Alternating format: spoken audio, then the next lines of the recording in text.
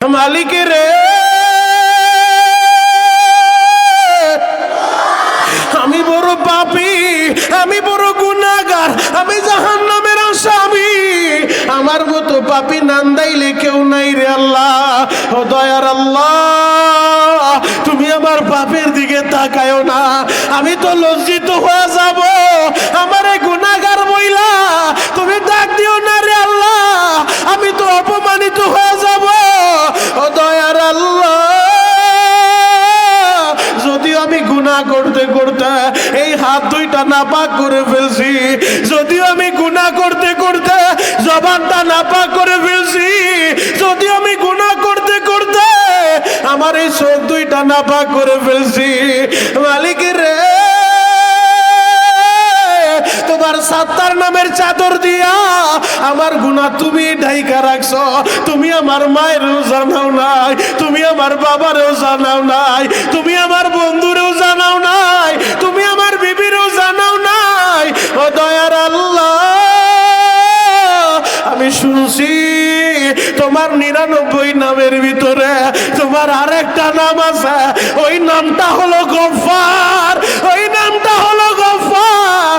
ও দয়ার আল্লাহ, ওই গফফার নামের খাতিরে তুমি এখনই আমারে মাফ করে দাও। যদি চোখের পানি জড়াইয়া আমার আল্লাহরে বুঝায় বলতে পারো, আমি খোদার কসম করে বলতে পারি বাবা, তোমাদের গুনাহ করতে 20 বছর লাগতে পারে, 50 বছর লাগতে পারে, আমার মালিকের মাফ করতে একটা সেকেন্ডও লাগবো না রে বাবা। সবাই আসামির মতো হাত দুইটা উপরে উঠাইয়া মাথাটা নিচের দিকে দিয়া চিৎকার মাইরা আল্লাহরে ডাক দাও তো আল্লাহ। আরো জোরে ডাক দেন, ডাক দেন, ডাক দেন, ডাক দেন, ডাক দেন, ডাক দেন, ডাক দেন। কান্না না আসলো কান্নার বন্ধুরা ডাক দাও, ডাক দাও।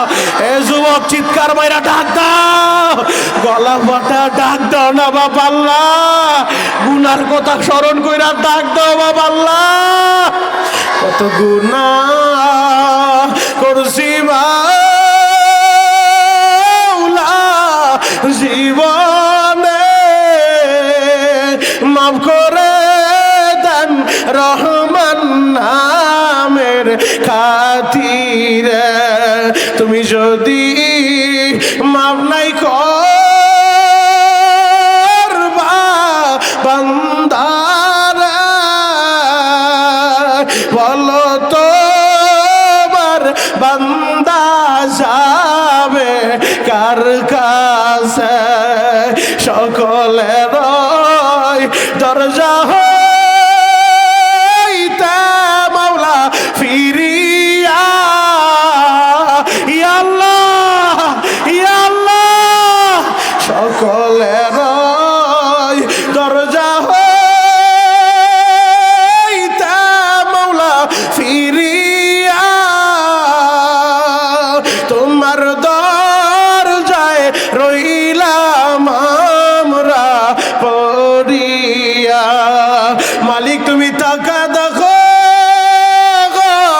এই নান্দাইলের জমিনের দিকে, বাইতুল হুদা মাদ্রাসার দিকে তোমার পাগলেরা তোমার আল্লাহ বলে ডাক দিছে। ও দয়ার আল্লাহ, এদের সবাইরে রহমতের কোলের টাইনা লাও। চিৎকার মেরে বলেন বাবা আমিন। এই কোরআনটা পদ্মা মেঘনা যমুনার পানি দিয়ে বাঁচতে বাঁচতে আপনাদের নান্দাইলে আসে নাই।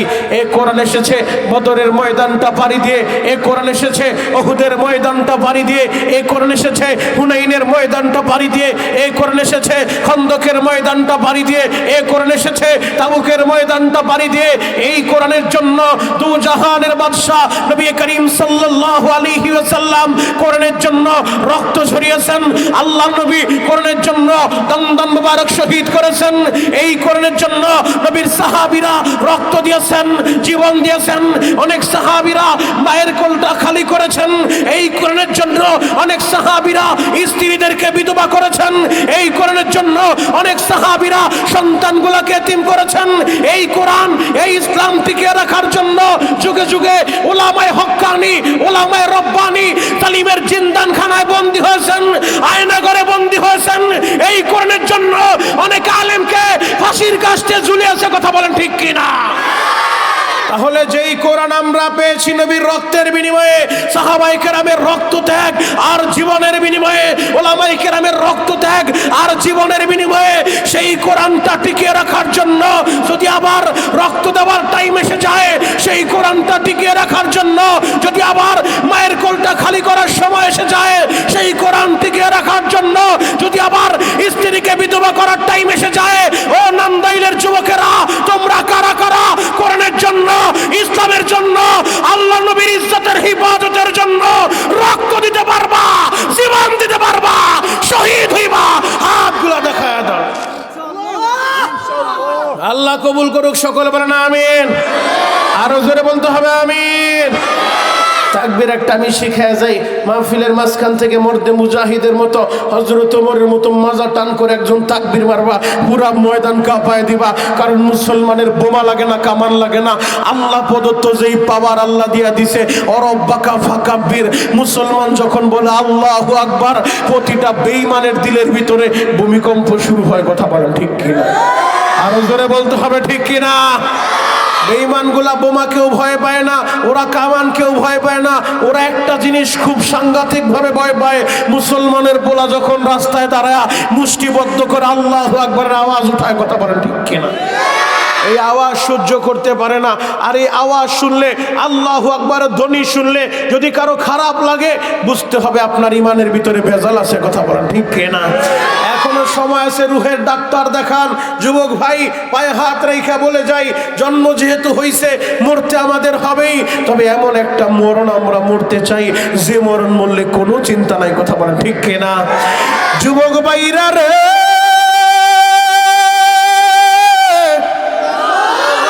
জবান সাইরা দিয়া বলেন আল্লাহু আকবার।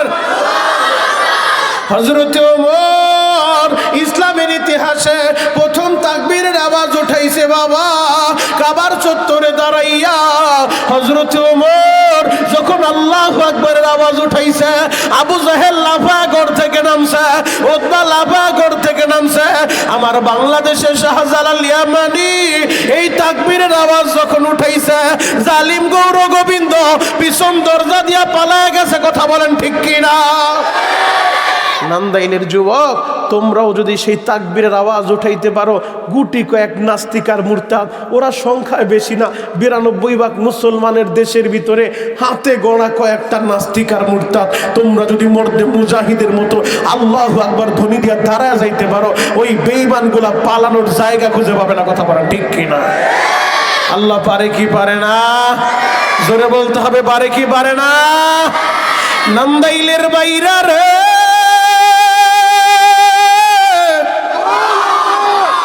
কাবা ঘরের পাশে দারুন নাদোয়া বেঈমানদের একটা বৈঠকখানা ছিল, আবু জাহেলের বৈঠকখানা। যেই বৈঠকখানার ভিতরে বৈশা আবু জাহেল সিদ্ধান্ত নিল, যে পারবা নবী মুহাম্মদের গর্দানটা আনতে, তারে আমরা 100 লাখ উট উপহার দিব। কেউ সাহস করে না, কে দাঁড়াবে, কেউ সাহস করে না। আবু জাহেল পুরস্কার দেওয়ার ঘোষণা করছে, ওর নিজেরও সাহস নাই যে নবী মুহাম্মদের গর্দান আনবে। খত্তাবের বেটা ওমর দাঁড়ায় বলছে, আমি পারবো নবী মুহাম্মদের গর্দান আনতে। আবু জাহেল, তুমি উটগুলা রেডি করো। এই দিক দিয়ে নবী আমার রাতের অন্ধকারে দোয়া করে, মালিক মক্কার ভূখণ্ডের 2 ওমরের যে কোনো একজনের হেদায়েতের মালা পরায় দেন, 2 জনের যে কোনো একজনের আপনি কালিমাটা পরায় দেন, আপনি ইসলামের মালাটা গলায় লাগায় দেন। আমার আল্লাহ খত্তাবের বেটা ওমরের জন্য নবীর দোয়া কবুল করে ফেলছে। আল্লাহু আকবার। ওমর বাসায় যাইয়া বিবিরে বলে, বিবিরে আমার তরবারিটা তাড়াতাড়ি দে রে বিবি, এই তরবারির ভিতরে বিষ লাগা দে। ও স্বামী, তরবারিতে বিষ লাগায় কি করবেন? বলে এমন বিষ লাগায় দিবি তরবারির ছোঁয়া লাগার সাথে সাথে যেন ওই জায়গাটায় পচন ধরে যায়। স্বামী গো, বিষ লাগায় তরবারি নিয়ে কই যাইবেন? বিবি রে, আব্দুল্লাহর বেটা মুহাম্মদ, নবী মুহাম্মদের কল্যাণতে যাব, তুই তরবারিটা রেডি করে দে। তরবারিটা রেডি করে ওই দিক দিয়া নবী আমার দোয়া করে রে বাবা। ওমর তরবারিটা লইয়া রওনা হইছে, আমার নবীর গর্দান আনতে যাবে। হঠাৎ করে প্রতিমধ্যে যাওয়ার পর একজন মুরব্বী ডাক দিয়ে বলে, ওমর তুমি কই ছুটছ? বলে আব্দুল্লাহর বেটা মুহাম্মদের গর্দান আনবো। মুরব্বী ডাক দিয়ে বলে, ওমর রে, গর্দান আনবা, আগে তোমার নিজের ঘরটা সামাল দাও। আমার ঘরের ভিতরে আবার কি হইল, ওরে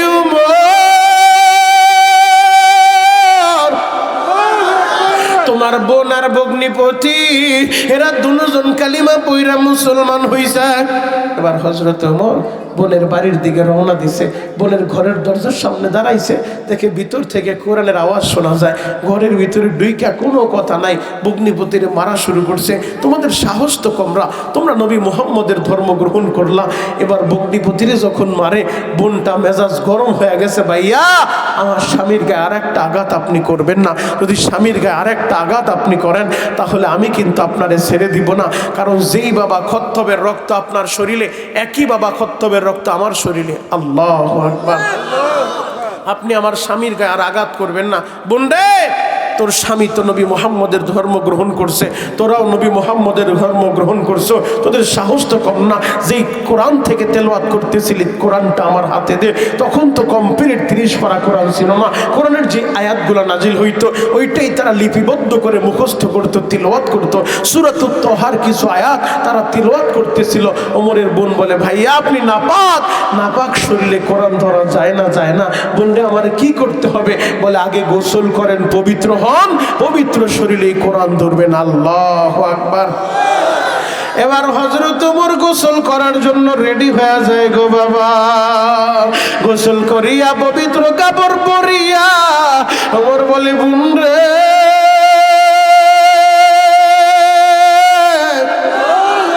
ওই কোরআনটা আমার হাতে দে। এবার কোরআনটা হাতে লইয়া হযরত ওমর সূরাতুত তাহার আয়াতগুলো তেলাওয়াত কইরা ওমর জানায় দেয়, লাইসা হাযা কালামুল বাশার, এটা মানব রচিত কোনো কালাম না, নিঃসন্দেহে এটা আল্লাহর কোরআন। ওমর বলে, বোন রে তোর নবী কোন জায়গায় থাকে আমারে বল, আমিও নবীর কাছে যাব। ওমরের বোন বলে, ভাইয়া আমার নবী মুহাম্মদ ওই হযরতে আরকামের ঘরের ভিতরে গোপনে গোপনে কোরআনের তালিম দেয়, গোপনে গোপনে কোরআনের শিক্ষা দেয়। হযরতে আরকামের ঘরের ভিতরে নবী আমার আছে। হযরত ওমর তরবারিটা লইয়া হযরতে আরকামের বাড়ির উদ্দেশ্যে রওনা হয়ে যায়। এই দিক দিয়ে আবু বকর যখন তাকায় দেখে খোলা তরবারিটা লইয়া, বিষ মাখানো তরবারিটা লইয়া ওমর আমার নবীর দিকে যায়। আবু বকর দৌড়াইয়া আমার নবীর সামনে বইসা আবু বকর কান্দে আর বলে, নবী গো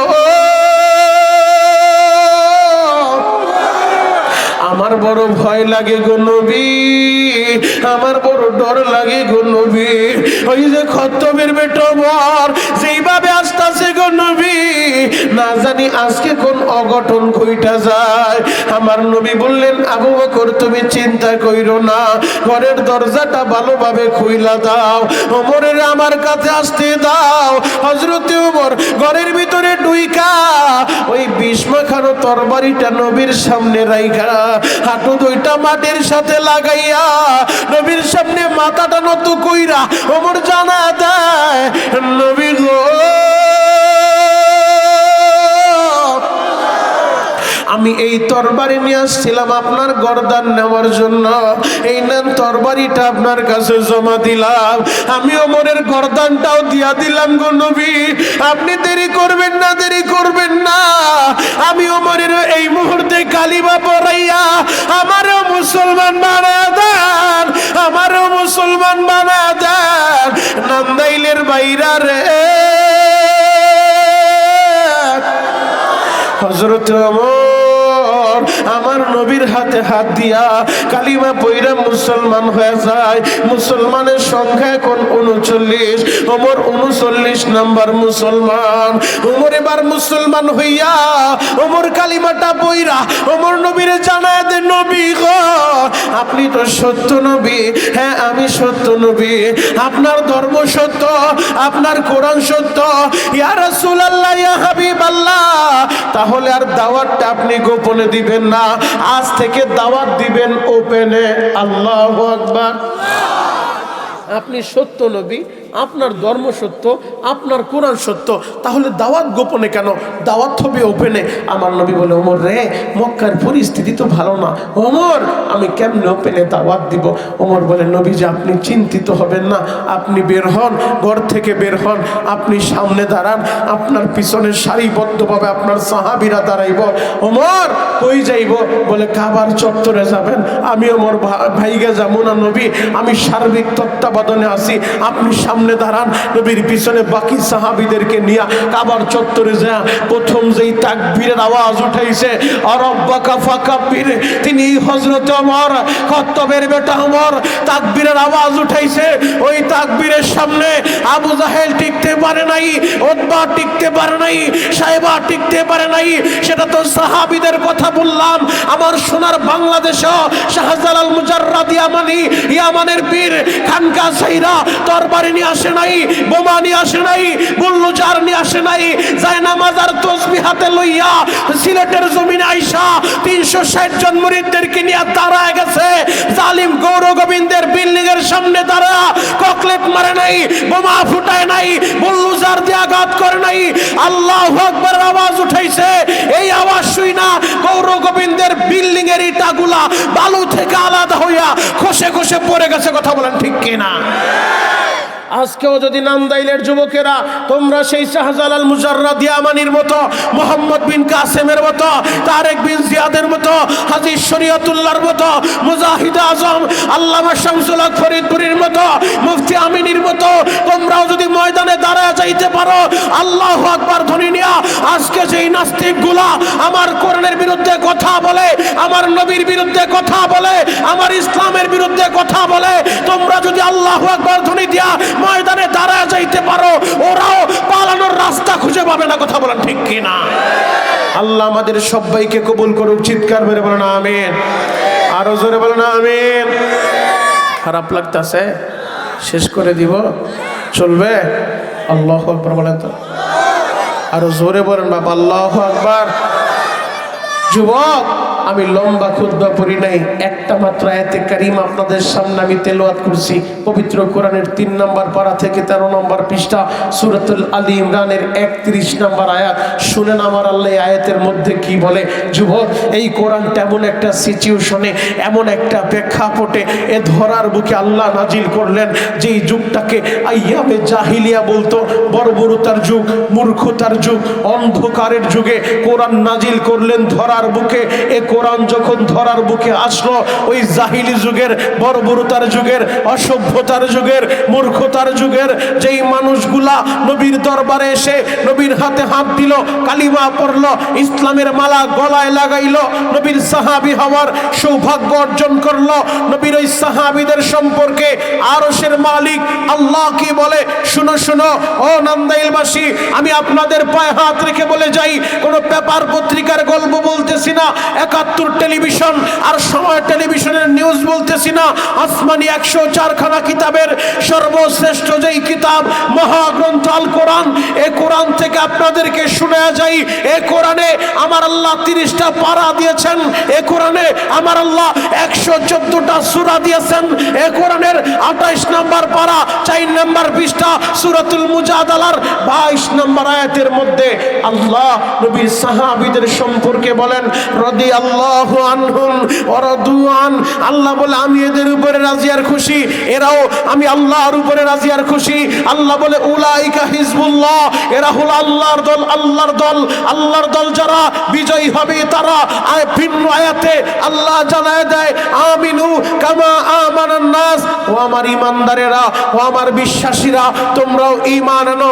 লোকেরা যেমন ঈমান আনছে, তামাম পৃথিবীর মুফাসসিরিন কিরাম একমত, কামা আমানান নাস দিয়ে আল্লাহ সাহাবীদেরকে বুঝাইছে, সাহাবাওয়ালা ঈমান তোমরা আনয়ন করো, সাহাবীরা যে ঈমান এনেছে তোমরা ওই ঈমান আনো। সাহাবায়ে কেরাম ঈমান একদিকে, দুনিয়া একদিকে জীবন দিয়েছে, এরপর ঈমান বিক্রি করে দেয় না। এই কথা বলেন ঠিক কিনা? তাহলে আমাদেরকেও সেই ঈমান আনতে হবে। আমাদের জীবন চলে যায় যাক, এরপরও কোনো আফসোস নাই, কিন্তু আমরা ঈমান বিক্রি করতে পারবো না। আমরা আল্লাহ ছাড়া কারো সামনে মাথা নত করতে পারবো না। কথা বলেন ঠিক কিনা? আরো জোরে বলতে হবে ঠিক কিনা? যুবক ভাইরা রে,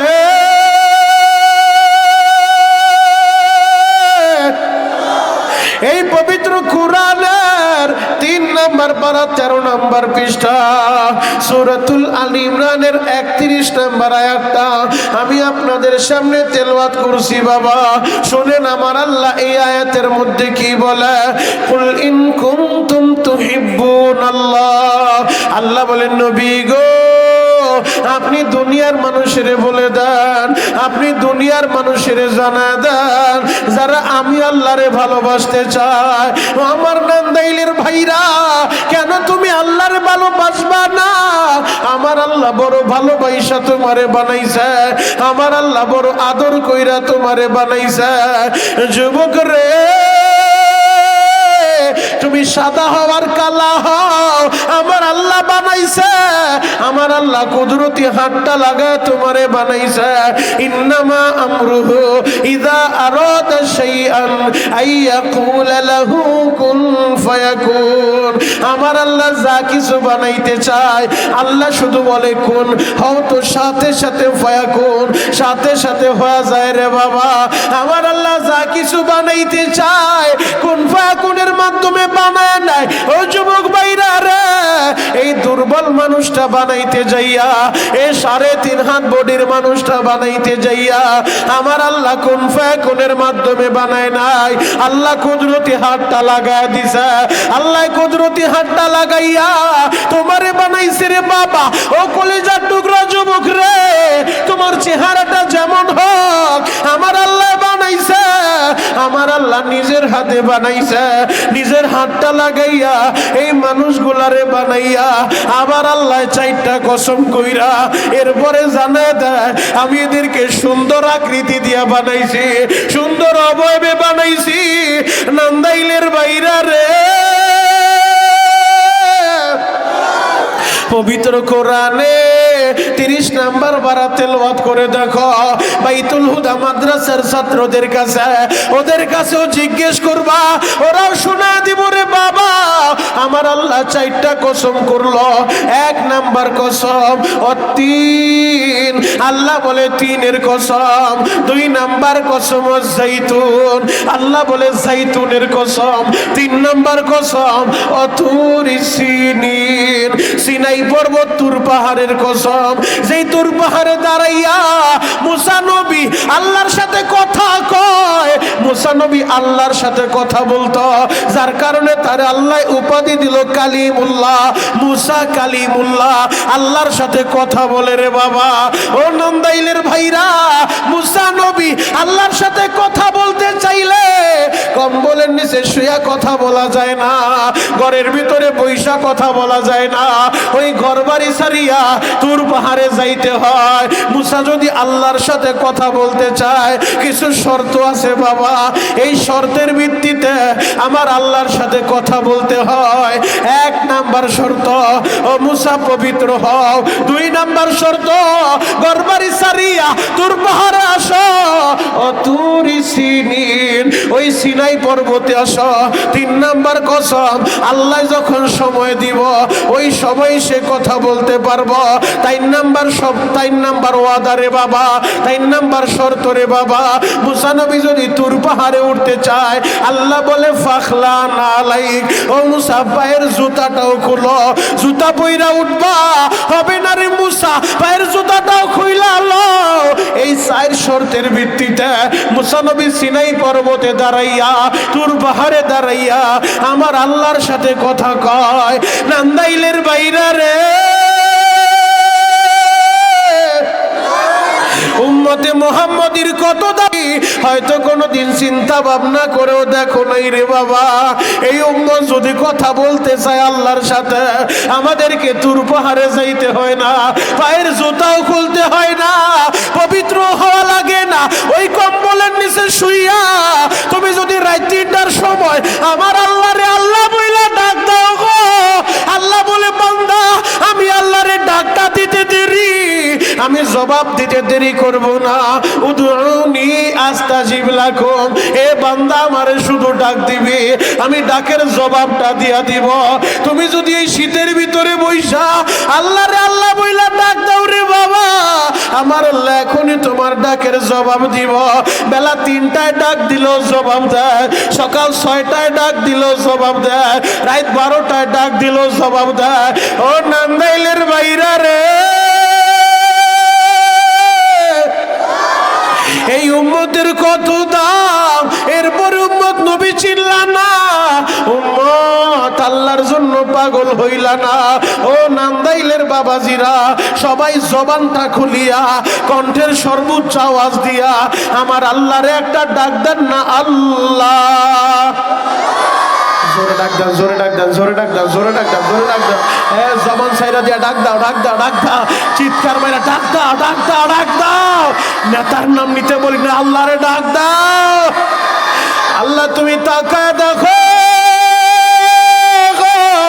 12ই জানুয়ারি নান্দাইলের জমিনে এই সিংরাইল বাইতুল হুলা মাদ্রাসার ইসলামী মহাসম্মেলনে কুদরতের নজর দিয়া তাকায় দেখো, এই পাগলগুলা খাবারের লোভে আসে নাই, এরা টাকার লোভে আসে নাই, এরা তোমারে আল্লাহ বইলা ডাক দিছে, তোমারে বন্ধু বানাইতে চায়।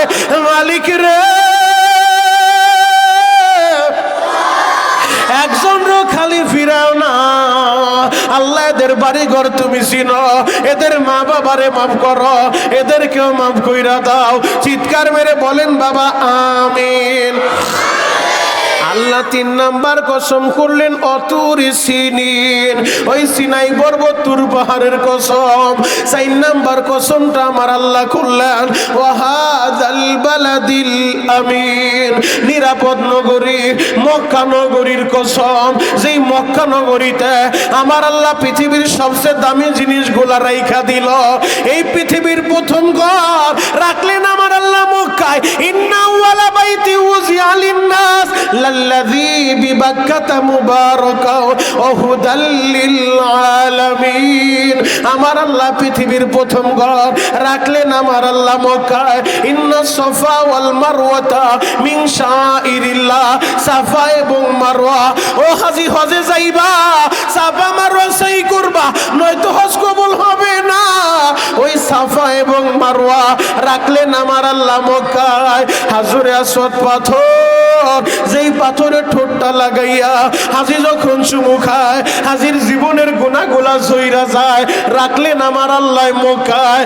আরাফার ময়দানে খোলা আসমানের নিচে দাঁড়াইয়া হাজী যখন লাব্বাইকের আওয়াজ দেয়, ইহরামের সিলাইবিহীন 2 টুকরা কাপড় বইরা, হাজীর চুলগুলো এলোমেলো, শরীরের ভিতরে আতর খুশবু লাগায় না, পাগলের বেশ ধরিয়া হাজী আরাফার ময়দানে দাঁড়াইয়া খোলা আসমানের নিচে দাঁড়াইয়া লাব্বাইক লাব্বাইক বললা, হাজী যখন চোখের পানি জড়ায়, হাজীর জীবনের গুনাহগুলো আল্লাহ মাফ কইরা দেয়। ওই আরাফা রাখলেন আমার আল্লাহ মক্কায়। মিনা এবং মুজদালিফা জামরা রাখলেন আমার আল্লাহ মক্কায়।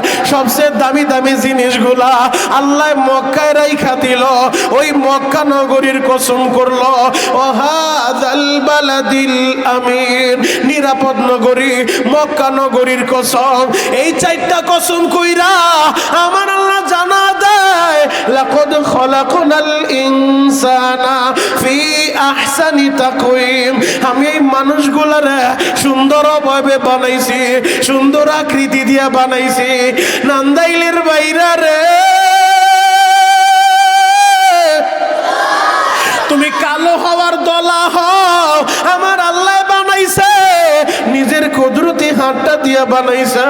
ও আমার যুবক ভাইরা, ও আমার দাড়ি পাকা আব্বা জানেরা, আমি আপনাদের পায়ে হাত রেখে বলে যাই, জিন্দেগিতে আর কোনোদিন আপনাদের সাথে আমার দেখা হয় কিনা জানি না, আমি 1 মিনিট সময় আপনাদেরকে দিব। কেউ বেয়াদবি নিয়েন না বাবা, 1 মিনিট টাইম আপনারে আমি দিব। ও দাড়ি পাকা বাবা, আপনার এই 60 বছর জীবনে, ও কলিজার টুকরা আমার যুবকেরা, তোমার 20 বছর 30 বছর জীবনের একটা ক্যালকুলেশন হিসাব তুমি মিলাইবা। ও তলবিলিম বাবাজিরা, তোমাদের 10-20 বছর জীবনের হিসাবটা তোমরা মিলাইবা। আমাদের এই ছোট্ট জীবনে আমরা এমন বহুত পাপ করে বসে আছি, যেই পাপের কথা আমাদের মায় জানে না, যেই গুনাহের কথা আমাদের বাবাই জানে না, যেই গুনাহের কথা ও তলবিলিম বাবাজিরা ওস্তাদের আল্লাহ জানায় নাই। যদি তোমাদের পাপের কথা ওস্তাদ জানতো, তোমাদের মাদ্রাসায় রাখতো না। ও যুবকেরা, যদি তোমার গুনাহের কথা তোমার বাবার আল্লাহ জানায় দিত, তোমারে তেজ্য পুত্র করে বাড়ি থেকে বের করতো। ও দাড়ি ফাঁকা আব্বা জানেরা, আপনার গুনার কথা আপনার ছেলে মেয়েরে আল্লাহ যদি জানায় দিত, কোনদিন ওরা আপনারে বাবা বলে পরিচয় দিত না। ও পর্দার আমার মায়েরা, তোমাদের গুনাহের কথা আমার আল্লাহ যদি স্বামীরে জানায় দিত, একদিনও তোমার সাথে তোমার স্বামীর সংসার হইতো না। এই গুনাহগুলো আমার আল্লাহ গোপন রাখছে। আমার আল্লাহ মায়েরে জানায় নাই, আমার আল্লাহ বাবারে জানায় নাই, আমার আল্লাহ ওস্তাদের জানায় নাই। কেন জানায় নাই জানো? আমার আল্লাহর 99টা নাম আছে রে বাবা। এই বাইতুল হুদা মাদ্রাসার মক্তবের বাচ্চাদেরকে জিজ্ঞেস করবা আল্লাহর কয়টা নাম আছে, ওরা বলবে আমার আল্লাহর 99টা নাম আছে। একটা নাম হলো রহমান, একটা নাম হলো রহিম, আমার আল্লাহর একটা নাম হলো কারিম, আমার আল্লাহর একটা নাম আউয়াল, আমার আল্লাহর একটা নাম আখার, আমার আল্লাহর একটা নাম জোহর, আমার আল্লাহর একটা নাম বাতান। এমন 99 নাম আছে বাবা। ওই 99 নামের ভিতরে আমার আল্লাহর একটা নাম আছে সাত্তার। এই সাত্তার নামের চাদর দিয়া তোমার গুনাহ ডাইকা রাখছে রে বাবা। তোমার মায়েরও জানায় নাই, তোমার বাবারও জানায় নাই, তোমার বন্ধু বান্ধবের জানায় দেয় নাই। ও তলবেলেম বাবাজিরা, তোমাদের ওস্তাদেরও জানায় দেয় নাই। আল্লাহ সাত্তার নামের চাদর দিয়া আমাদের গুনাহগুলা প্যাকেট করে ফেলছে। আজকের এই মাহফিলে বৈশা এই রাত 11:30টার সময় যদি চোখের পানি জড়াইয়া আমার মাওলারে ডাকার মতো ডাকতে পারো, চোখের গরম পানি ছাইরা দিয়া আমার মালিকেরে বুঝা বলবা, মালিকেরে আমি বড় পাপী, আমি বড় গুনাহগার, আমি জাহান্নামের আসামি, আমার মতো পাপী নান্দাইলে কেউ নাই রে আল্লাহ। ও দয়ার আল্লাহ, তুমি আমার পাপের দিকে তাকায়ও না। আমি তো লজ্জিত হয়ে যাব, আমারে গুনাহগার বইলা তুমি ডাক দিও না রে আল্লাহ, আমি তো অপমানিত হয়ে যাব। ও দয়ার আল্লাহ, যদিও আমি গুনাহ করতে করতে এই হাত দুইটা নাপাক করে ফেলছি, যদিও আমি গুনাহ করতে করতে জবানটা নাপাক করে ফেলছি, যদিও আমি গুনাহ করতে করতে আমার এই চোখ দুইটা নাপাক করে ফেলছি, মালিকের রে তোমার সাত্তার নামের চাদর দিয়া আমার গুনাহ তুমি ঢাইকা রাখছো। তুমি আমার মায়েরও জানাও নাই, তুমি আমার বাবারও জানাও নাই, তুমি আমার বন্ধুরেও জানাও নাই, তুমি আমার বিবিরও জানাও নাই। ও দয়ার আল্লাহ, আমি শুনছি তোমার 99 নামের ভিতরে তোমার আরেকটা নাম আছে। ওই নামটা হলো গফফার, ওই নামটা হলো গফফার। ও দয়ার আল্লাহ, ওই গফফার নামের খাতিরে তুমি এখনই আমারে মাফ করে দাও। যদি চোখের পানি জড়াইয়া আমার আল্লাহরে বুঝায় বলতে পারো, আমি খোদার কসম করে বলতে পারি বাবা, তোমাদের গুনাহ করতে 20 বছর লাগতে পারে, 50 বছর লাগতে পারে, আমার মালিকের মাফ করতে একটা সেকেন্ডও লাগবো না রে বাবা। সবাই আসামির মতো হাত দুইটা উপরে উঠাইয়া মাথাটা নিচের দিকে দিয়া চিৎকার মাইরা আল্লাহরে ডাক দাও তো আল্লাহ। আরো জোরে ডাক দেন, ডাক দেন, ডাক দেন, ডাক দেন, ডাক দেন, ডাক দেন, ডাক দেন। কান্না না আসলো কান্নার বন্ধুরা ডাক দাও, ডাক দাও। এ যুবক চিৎকার মাইরা ডাক দাও, গলা ফাটা ডাক দাও না বাবা আল্লাহ। গুনার কথা স্মরণ কইরা ডাক দাও বাবা আল্লাহ।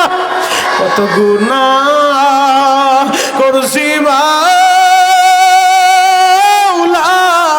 জীবনে,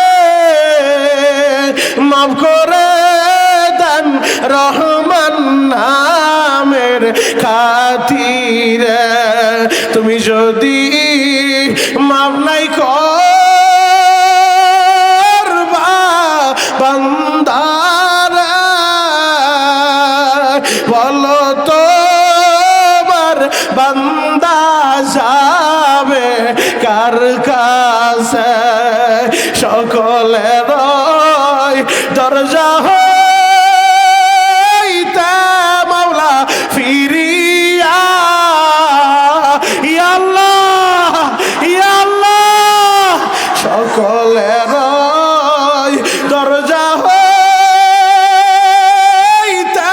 মাওলা ফিরিয়া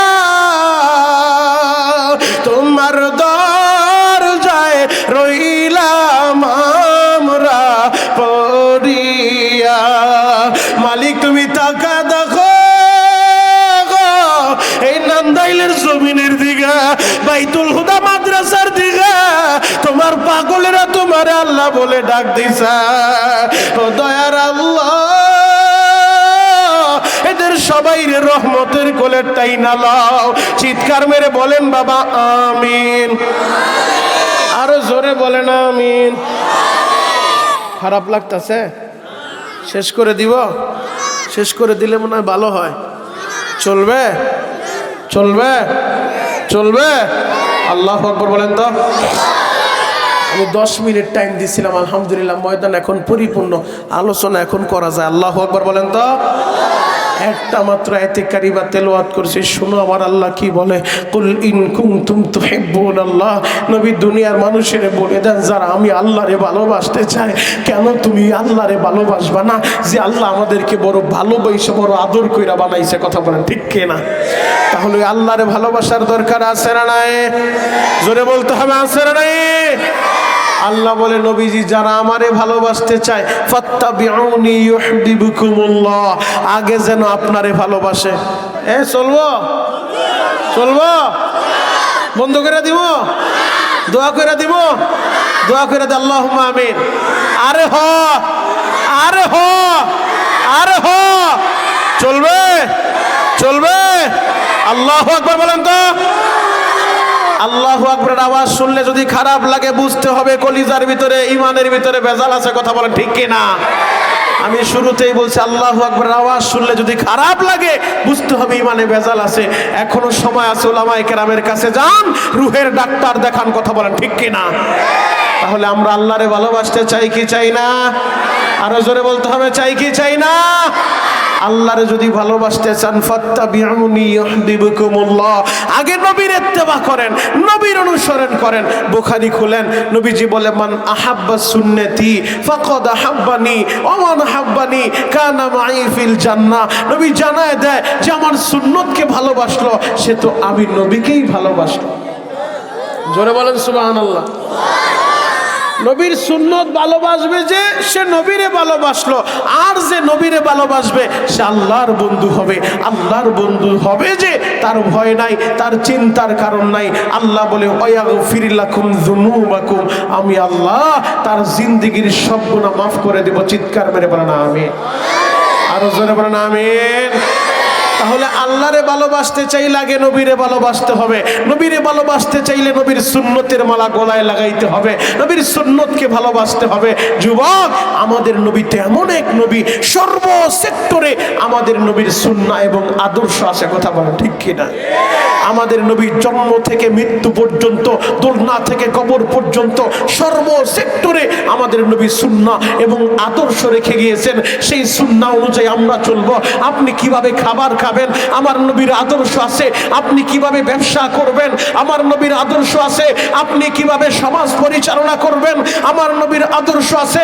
আপনি কিভাবে সমাজে নেতৃত্ব দিবেন, আমার নবীর আদর্শ আছে।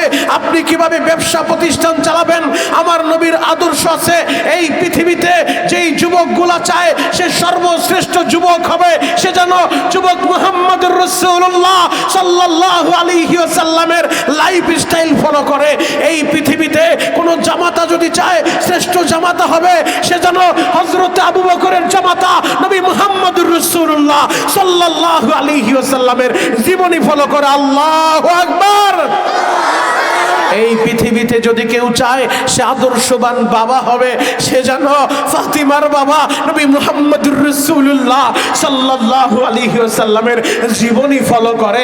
এই পৃথিবীতে যদি কেউ চায় সে একজন আদর্শবান শ্বশুর হবে, সে যেন হযরতে আলীর শ্বশুর নবী মুহাম্মদুর রাসূলুল্লাহ সাল্লাল্লাহু আলাইহি ওয়াসাল্লামের লাইফস্টাইল ফলো করে। যুবক ভাই, আমাদের নবী সর্ব সেক্টরে তার সুন্নত এবং আদর্শ রেখে গিয়েছেন। কথা বলা ঠিক কি? বিদায় হজের বাসনে নবী সেটাই বলেছেন ১৬ লক্ষ সাহাবায়ে কেরামের সামনে, ও আমার সাহাবীরা, আমি চিরদিন থাকবো না, তবে দুইটা জিনিস আমি তোমাদের মধ্যে রেখে গেলাম। এক নাম্বার কিতাবুল্লাহ, আল্লাহর কোরআন, দুই নাম্বার সুন্নাতে রাসূলি, আমি নবীর সুন্নাহ। এই দুইটা জিনিস যারা আঁকড়ায় ধরবা শক্তভাবে, মজবুতভাবে, তোমরা পথভ্রষ্ট হবা না, তোমরা লাঞ্ছিত হবা না, তোমরা অপমানিত হবা না। ও নামদাইলের যুবক, তুমি যদি কৃষক হও তুমি কোরআনকে শক্তভাবে ধারণ করো, তুমি যদি ব্যবসায়ী হও তুমি কোরআনকে শক্তভাবে ধারণ করো, তুমি যদি বাড়িওয়ালা হও কোরআনকে শক্তভাবে ধারণ করো, তুমি যদি কর্মচারী হও কোরআনকে শক্তভাবে ধারণ করো, তুমি যদি নেতা হও কোরআনকে শক্তভাবে ধারণ করো, তুমি যদি কর্মী হও কোরআনকে শক্তভাবে ধারণ করো। যারা কোরআন সুন্নাহ আঁকড়ায় ধরবে শক্তভাবে, মজবুত করে, তারা পথভ্রষ্ট হবে না, লাঞ্ছিত হবে না। আল্লাহু আকবার। বিশ্বনবীর ঘোষণা, কোরআনকে যারা আঁকড়ায় ধরবে, সুন্নাহকে যারা আঁকড়ায় ধরবে, এরা পথভ্রষ্ট হবে না, এরা লাঞ্ছিত হবে না, এরা অপমানিত হবে না। যুবক, আমি আপনাদের পায়ে হাত রেখে বলে যাই, আর কিছু সময় আলোচনা করব। এক নজরে শুধু আমার দিকে তাকায় থাকবেন। যদি আল্লাহরে পাইতে চান, নবীরে ভালোবাসেন, নবীরে পাইতে চান, নবীর সুন্নতের মালা গলায় লাগান। বুয়া আশেক হয়ে লাভ নাই, এদেশের ভিতরে আশেকে রাসূলের অভাব নাই। ওই খেচুড়ি খাওয়ার, জিলাপি খাওয়া, লাল সালুয়ালা আশেক হয়ে লাভ নাই। আশেক যদি হইতে চাও খাব্বাবের মতো হও, আশেক যদি হইতে চাও খুবাইবের মতো হও, আশেক যদি হইতে চাও হানজালার মতো হও, আশেক যদি হইতে চাও মুসআব ইবনে উমাইরের মতো হও। দরকার হলে নবীর জন্য কলিজা কাইটা দিব। নবীর বিরুদ্ধে কেউ কথা বললে ওরে আমরা ছেড়ে দিতে পারবো না। কথা বলেন ঠিক কি না? সে যত বড় নেতা হোক আর টাকার পাহাড় তার থাকুক, এগুলা দেখার টাইম মুসলমানের নাই। কারণ আমরা মুসলমান, আমরা আল্লাহকে ভালোবাসি, নবীকে ভালোবাসি, আমাদের কলিজার চেয়েও বেশি। কথা বলেন ঠিক কিনা? যুবক ভাই, আমি আপনাদের পায়ে হাত রেখে বলে যাই, যদি আপনারা দেখেন কোন নাস্তিক, কোন মুরতাদ মঞ্চের ভিতরে দাঁড়ায়া নবীর বিরুদ্ধে কথা বলে, সে যদি আপনার নেতাও হয়,